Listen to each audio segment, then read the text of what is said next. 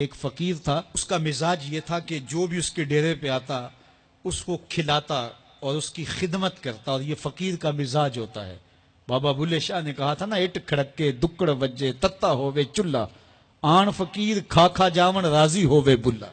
تو یہ فقیر کا مزاج ہوتا ہے کہ لوگ اس کی چوکھٹ پہ آئیں اور وہ لوگوں کو جو ہے وہ کھلائے، ان کی ضروریات کو پورا کرے۔ تو وہ درویش تھے اور جو بھی ان کے پاس آتا اس کی خدمت کرتے۔ ان کے پاس کبھی رقم نہ ہوتی تو ادھار لے کے لوگوں کی خدمت کرتے، حتیٰ کہ جب ان کا آخری وقت قریب آیا اور حالات ایسے ہو گئے کہ لوگوں کو لگا کہ بابا جی اب رخصت ہونا چاہ رہے ہیں، تو سارے قرض خواہ اکٹھے ہو کے بابا جی کے پاس آ گئے کہ جناب ہمارا قرضہ ادا کیجئے۔ ایک جمگٹا بن گیا، اور بابا جی کو یہ فکر تھی کہ یہ میرے مہمان ہیں اور میں ان کی خدمت کرنے کے قابل نہیں ہوں، میرے پاس کچھ ہے نہیں۔ اتنے میں ایک چھوٹا سا بچہ تھا، وہ گلی میں پتیسا بیچ رہا تھا۔ آواز لگائی تو بابا جی نے اشارہ کیا، کہا میرے ان مہمانوں کو کھلا دو۔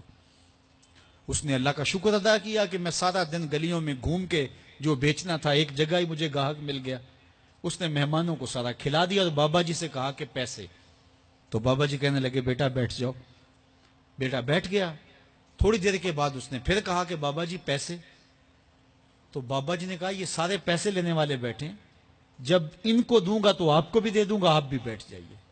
تو وہ یتیم بچہ تھا، اس کی بیوہ ماں نے اس کو تھوڑا سا پتیسا تیار کر کے دیا تھا، وہ روزانہ صبح دیتی تھی، وہ بیچ کے آتا تھا، اس سے گھر کا چولہا جلتا تھا۔ تو اس نے جب دوسری مرتبہ کہا کہ بابا جی پیسے، تو بابا جی نے کہا بیٹھ جاؤ، جب ان کو ملیں گے بیٹے آپ کو بھی دے دیں گے۔ تو اس بچے نے رونا شروع کر دیا کہ میرے گھر کا تو چولہا انہی سے جلتا ہے اور میری ماں میرا انتظار کر رہی ہوگی۔ اللہ اکبر، بچے نے رونا شروع کر دیا۔ اللہ کی رحمت کو جوش آ گیا۔ کوئی شخص بابا جی کے لیے نذرانہ لے کے آ گیا، وہ تھیلیاں پیش کی، بابا جی نے بچے کو دیا، جتنے بھی قرض خواہ تھے سب کو دیا اور شکریہ ادا کیا، کہا جاؤ۔ وہ سارے قرض خواہ بولے ہم صبح کے بیٹھے ہوئے تھے، یہ نذرانے والا پہلے کیوں نہیں آیا؟ کہا پہلے تم میں کوئی رونے والا نہیں تھا، ایک رونے والا آیا، سب کا کام بن گیا۔ کسی ایک کے آنسو، اجتماعی دعا کا، اجتماعی توبہ کا یہی فائدہ ہوتا ہے کہ کسی ایک کا کام بن جائے۔ یہ تجارت میں اصول ہے کہ جب کوئی کسی کو آپ سودا دے نا تو اس میں کوئی خراب چیزیں چلی جائیں تو یا تو وہ سارا قبول کرے یا سارا رد کر دے۔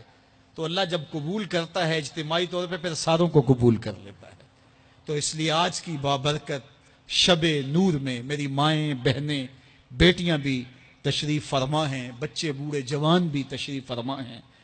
تو کسی ایک کے آنسو اللہ کو قبول ہو گئے، کسی ایک کی زبان سے نکلا ہوا جملہ اس کی بارگاہ میں قبول ہو گیا، تو میرے جیسے گناہگاروں کا بھی کام بن جائے گا۔